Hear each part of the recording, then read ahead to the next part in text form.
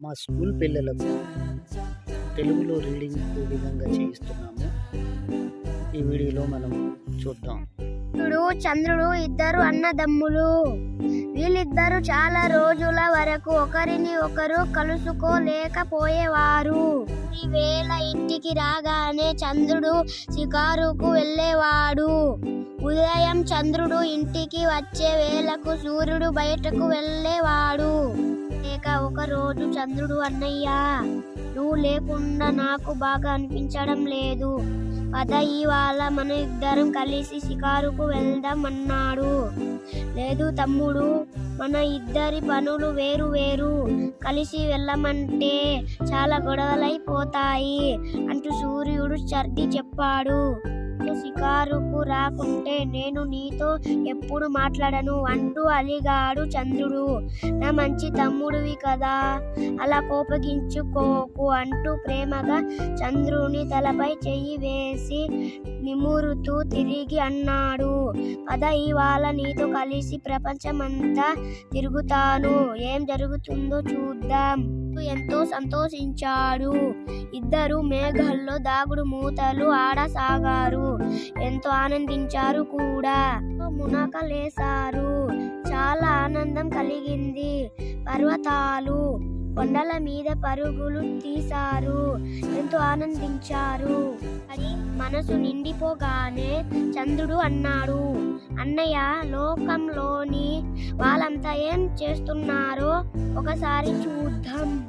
ఇటువైపు నుండి వెళ్ళు, నేను అటు నుండి వెళ్తాను అన్నాడు సూర్యుడు. ఇంటికి వెళ్ళాడు. అతడు అప్పుడే తెల్లవారిందనుకున్నాడు. వెంటనే బడికి బయలుదేరాడు. పిల్లలున్న ఇంటికి వెళ్ళాడు. వాళ్ళ అప్పుడే రాత్రి అయిందనుకున్నారు. అందరూ అలాగే పడుకున్నారు. బడిలో ఉపాధ్యాయుడు చాలా కోపంగా ఉన్నాడు. అంత గందరగోళం అయ్యింది అన్నాడు చంద్రుడు.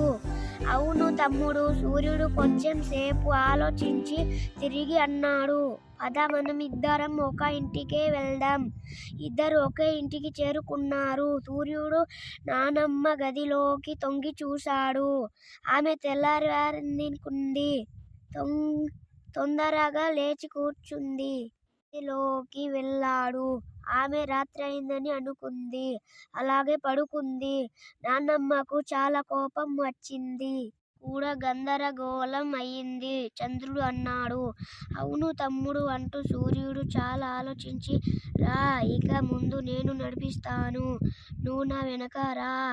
సూర్యుడు ఒక మిఠాయిలమ్మే అతని ఇంటికి వెళ్ళాడు.